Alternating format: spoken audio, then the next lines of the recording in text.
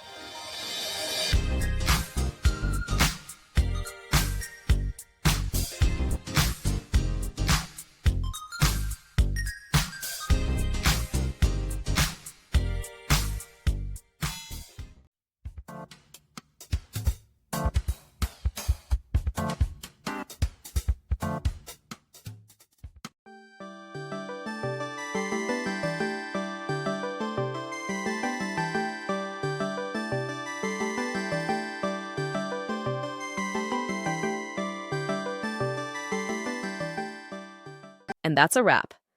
I hope you found the answer you were looking for. If you did, take a second to hit that subscribe button. It really helps out. And let me know in the comments which solution worked best for you. See you next time in the debug zone.